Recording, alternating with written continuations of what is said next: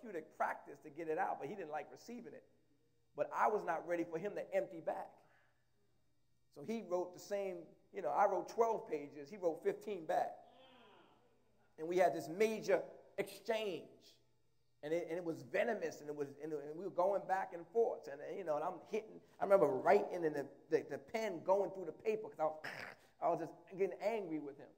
But after all the emptying, we finally got to see each other face to face and square at the table like men and try to work toward forgiveness and reconciliation. And the avenue of reconciliation was my mentor, Chaplain Azar, who was teaching me this, teaching me what I'm teaching you, that Christ forgave me and that I did not deserve to be forgiven. If Christ went about forgiving the way I was going about forgiving, it would be a mess.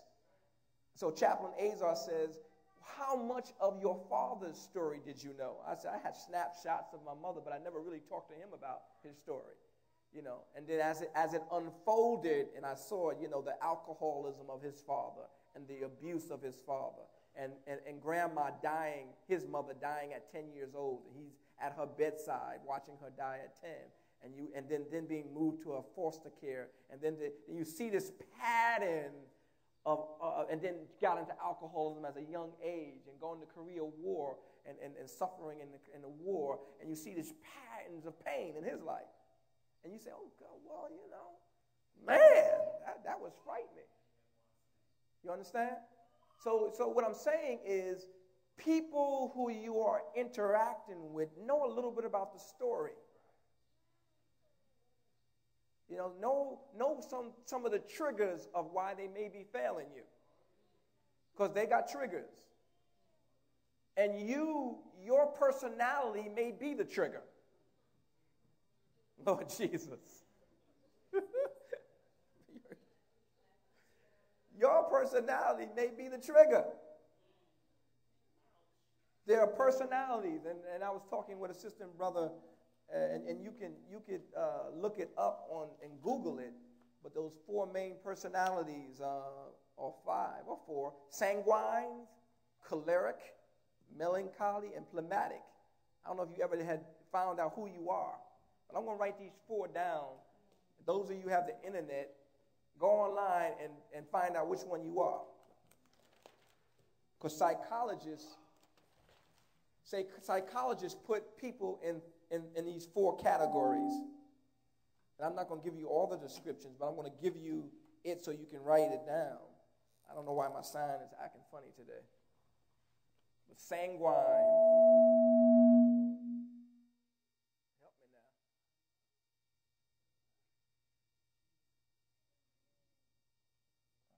Spelling all this right.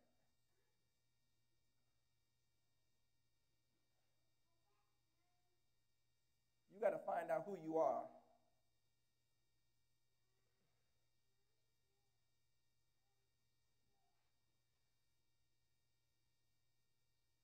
Phlegmatic.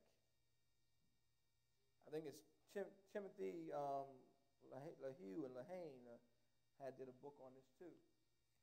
But, sanguines, just a quick one, it's kind of like they're high on the emotion side. You wear your feelings on the outside. Very high on emotions. Each one got weaknesses and strengths. The caloric is I consider myself a caloric sanguine. Sometimes one dominates the other. The caloric is the very didactic, leader type, extrovert.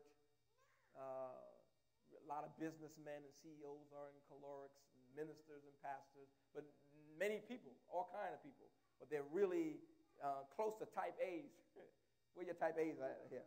I see a lot of type A's, like, order, like things real didactic. You see everything has a place, put everything in its place, very strong on a caloric.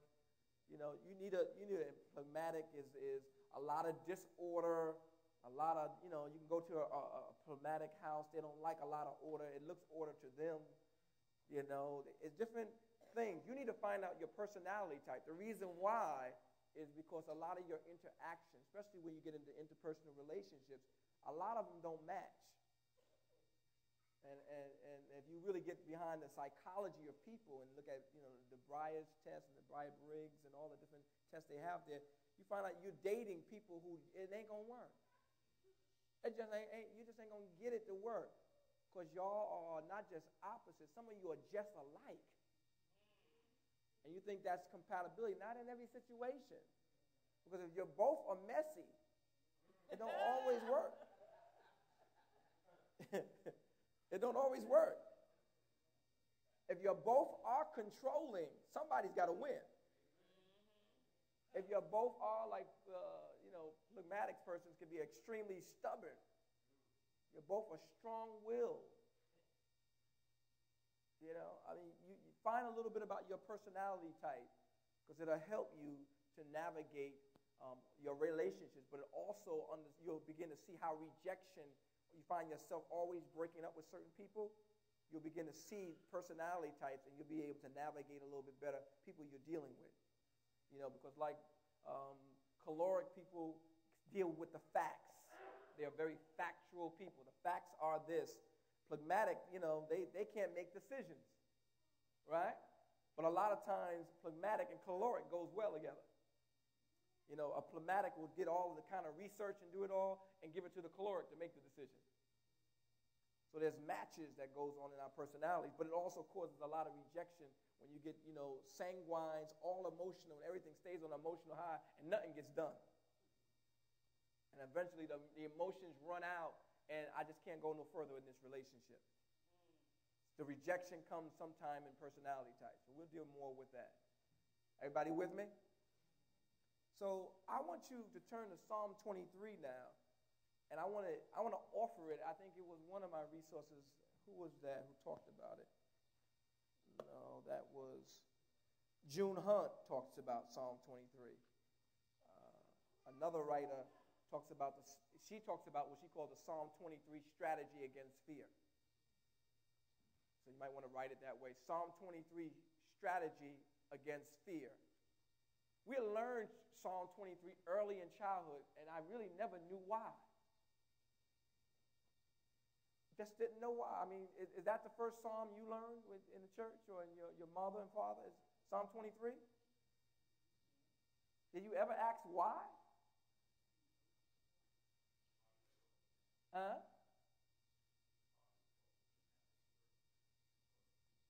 Say it again. Tradition. Tradition is a tremendous part of it.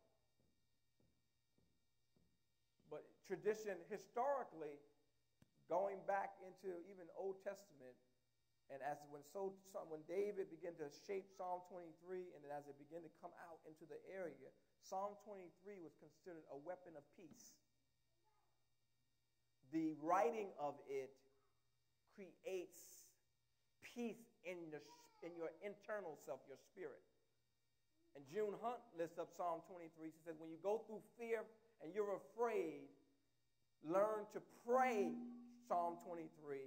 Learn to speak it over your life because it has power. And she said, you need to have a Psalm 23 strategy. The Lord is my shepherd, I shall not want.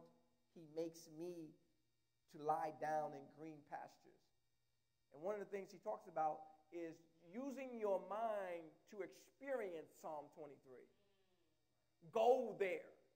Don't read it. Go there. Write that down. Go there. A Psalm 23 strategy means you got to read it and become it. The Lord is my shepherd. I shall not want. Stop right there. What visuals come to mind? What do you see? All my needs being taken care of. What else do you see? The Lord is my shepherd, I shall not want. Protection. Raise your hand so I can pull you out. I saw another hand. Leadership. The Lord is my shepherd, I shall not want. Provider. The Lord is my shepherd, I shall not want. Protection, covering. That he's guiding. You see, so when you're going through a fear, that's why we should know it by heart. Our parents and grandparents were really giving us an instrument to anchor us in the midst of a dark world. And if you really, like June Hunt talks about it, she talks about the rehearsing of it, saying each verse 5 times. And she talks about, when you start up at the top, the first time you say it, it breaks you in. The second time you say it, it begins to knit toward your spirit. And by the time the third time, between 3 and 5, you start becoming. The Lord is my shepherd. I shall not want. It's personal. That the Lord in me has a personal thing going on. That I don't have to say, we shall not want, but it's so personal that he can come into my situation no matter where I'm at. I can be at, the Lord is my shepherd. Some people going off on you, in your face, you being pressured. The Lord is my shepherd, I shall not want. Bills